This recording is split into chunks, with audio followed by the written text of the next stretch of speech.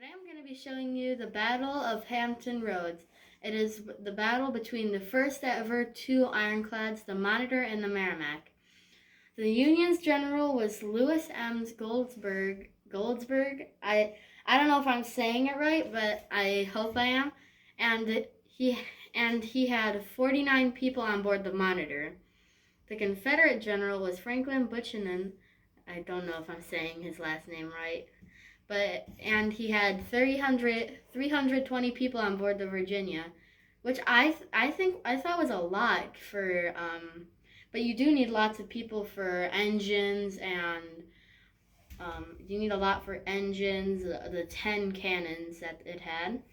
And I did build Lego models. They're not two size, but this is the Merrimack that I made. It has a big steam engine located mostly in the back right here that powers the one propeller here. I figured out somehow to make the rotor actually turn, which I thought was cool. It had a 45-degree angled armor so that any cannonballs would just hit it and bounce off. It had a smokestack right here located in the middle. The pilot house is right here. That's why I added the little block with eyeballs on it, because I couldn't really fit anything there. I did have to improvise and use like computer parts for it. But I thought this turned out well because it also has the slanted in the front, and it also has the like closed in bottom like you see on ships. It had 10 cannons, 4 on each side, then 1 in the front and 1 in the back, but I couldn't build cannons for it. And the Merrimack had railroad ties for armor, like the slanted railroad ties, which are metal, like the metal things under the train tracks, which hold it together as armor. It had a 1,500-pound ram located on the front so that it could ram ships. The Monitor, which I also built, it's definitely a little bigger. It did have a steam-powered rotating shaft. It had one shaft, like not conventional, like it had multiple shafts. It had one shaft, and it turned 360 like mine. It had the 2 cannons just in the front here, and when it rotated, once it fired the cannons, it had to turn like this, and then they had to crank up cannonballs through the back, and then reload and then fire it again. It had 1 propeller in the back, and I think this does look like the description of it, a floating cheese wheel on a raft, which I thought was funny. And the Merrimack's nickname was a floating barn roof, which was also funny. And they also had some depth right here so that you have like bunks and stuff for the crew and the engine. The engine was located like in the middle right here underneath the turret. It was a steam engine that powered the turning, and it had another steam engine for the propeller. The Merrimack, the little Lego Merrimack I made, floats, but we haven't tried the Monitor in water because I built it yesterday night and I didn't want to test it.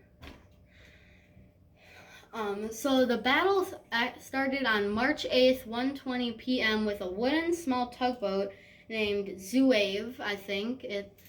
When it fired its 1 cannon, so it was just a tugboat with a cannon rigged onto it, and it fired a 1 cannon at the Merrimack.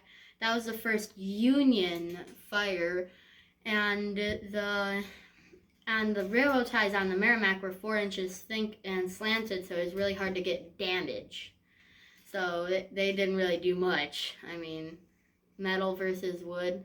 Once the Zouave fired its 1 cannon, it retreated because it was like, that's a hard ship. The Confederate ironclad Virginia sank 2 Union ships, which were the Congress and the Cumberland. The Minnesota ran aground and was not attacked because the Union ironclad Monitor had protected it from sinking. the Merrimack had much deeper water depth, which means it was lower in water, so it could not attack the Congress anyway. But the Monitor had shallow water depth, so it could still get people off the Congress.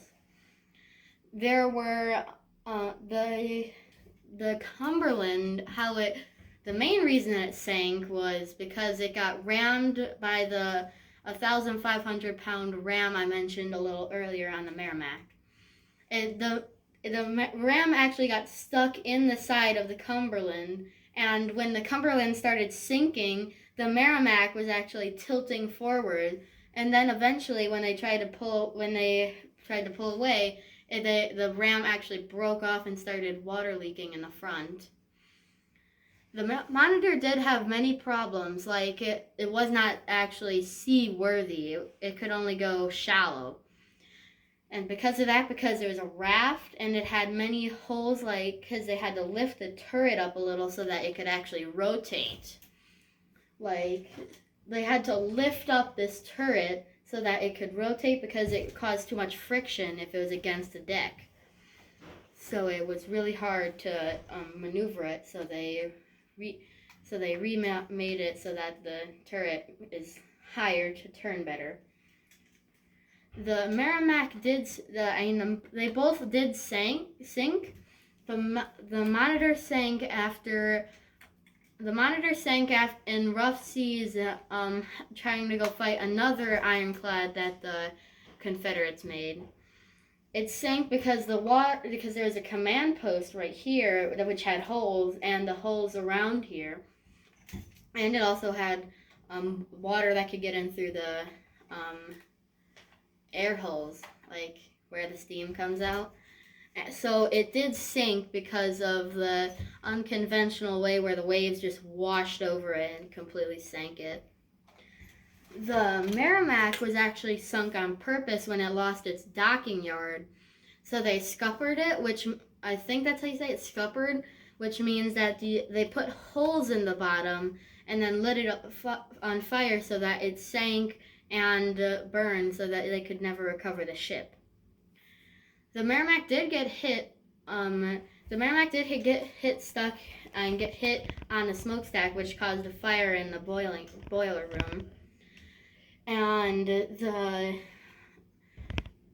the Monitor got hit in the pilot house and blinded the driver for a while. And then when the Merrimack was ramming the Cumberland, it actually lost its ram because of it actually lost its ram.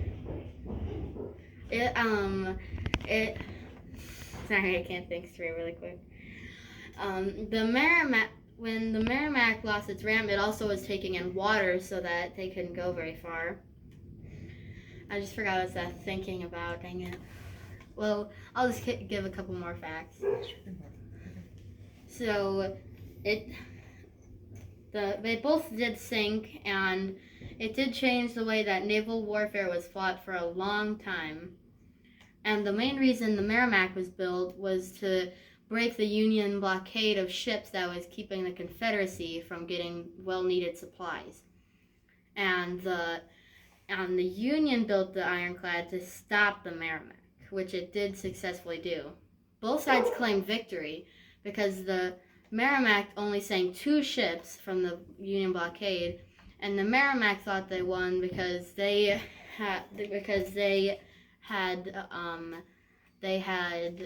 Merrimack thought they won, or the Union thought they won because the Merrimack pulled away. Thanks for watching, and this is my presentation on the Battle of Hampton Roads, or Monitor versus Merrimack.